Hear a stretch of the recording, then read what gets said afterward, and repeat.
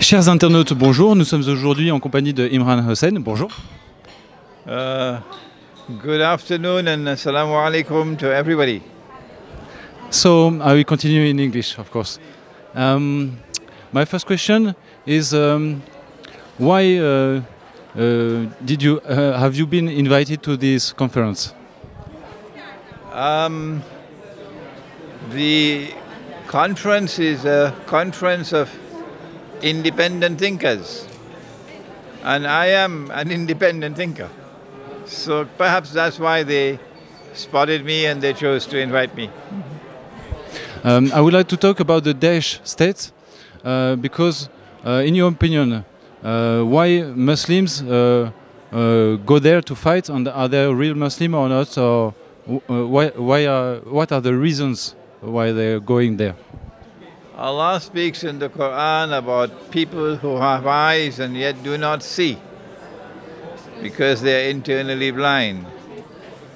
When you are internally blind, then the drum beater can beat any tune and you'll dance to it.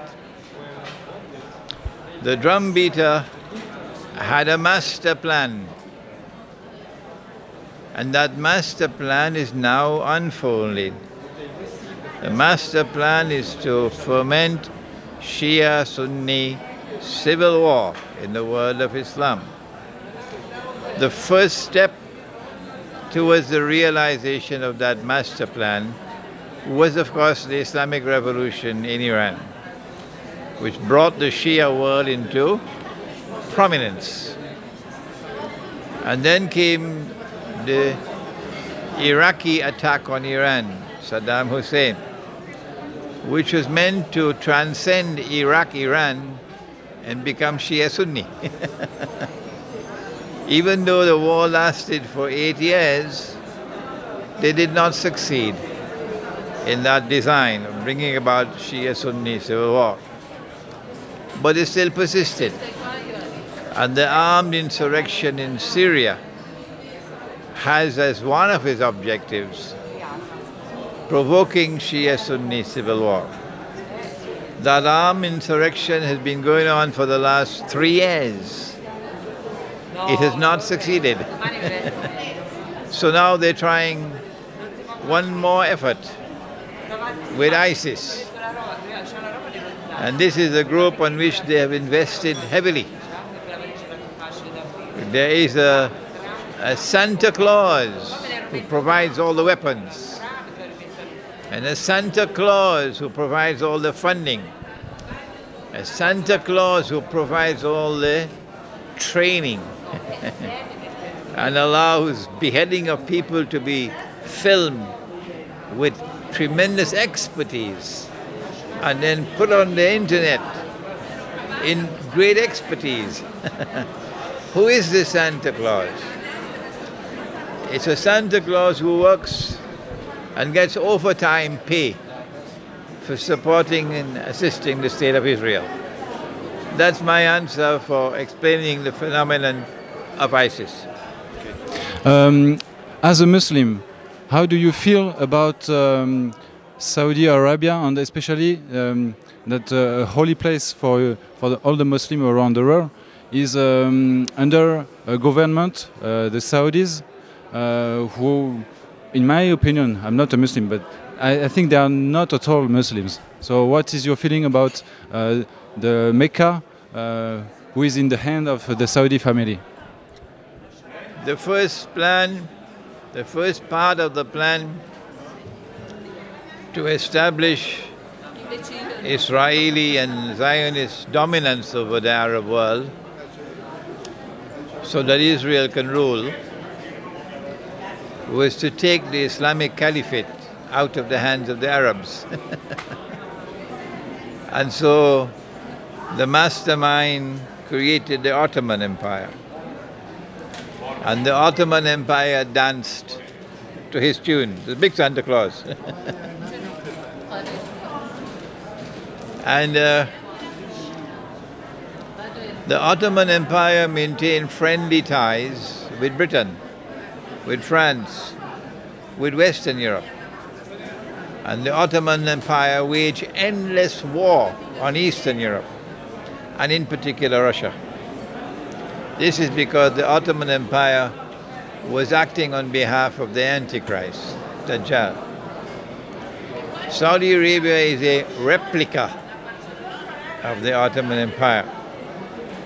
So long as the Saudi regime is in control of Mecca and Medina, the caliphate cannot be restored. So the first part of the plan was to take the caliphate out of the Arab world to Constantinople. And the second part is when you demolish that caliphate, you put the Saudis in charge over here, and they will never allow the caliphate to be restored. So the Saudis are Dajjal's warriors as well. The Quran prohibits Muslims from maintaining friendly ties and being allies of an alliance of Jews and Christians. The Quran does not prohibit you from being friends with all Christians, no. It does not prohibit you from being friends with all Jews, no, not at all. But it prohibits you from being friends and allies of a Judeo-Christian alliance. That Christian alliance, Judeo-Christian alliance today, has come into being in the form of the Zionist Judeo-Christian alliance. The Quran prohibits us from being friends and allies of them.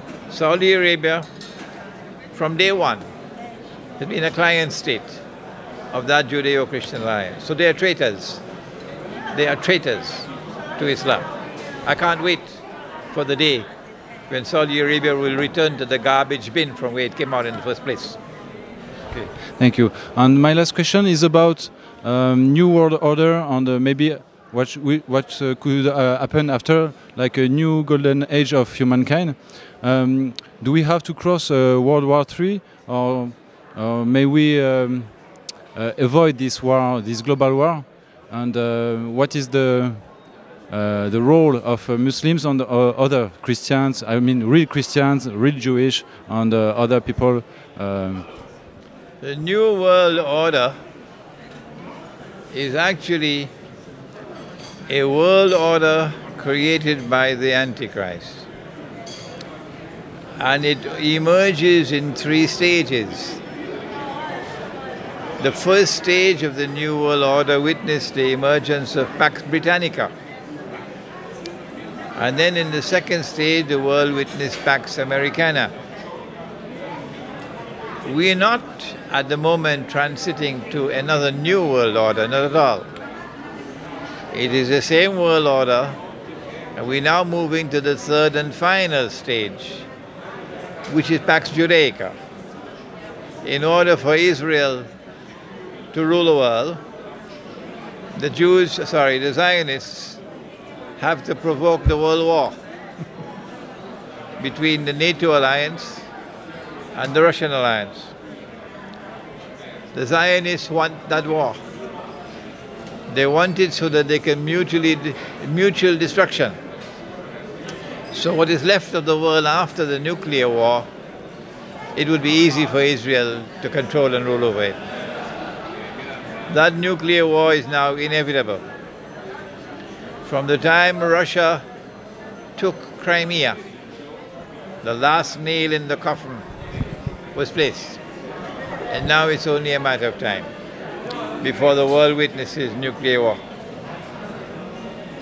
Okay. Imran Hosein, thank you very much for your words. Okay, you're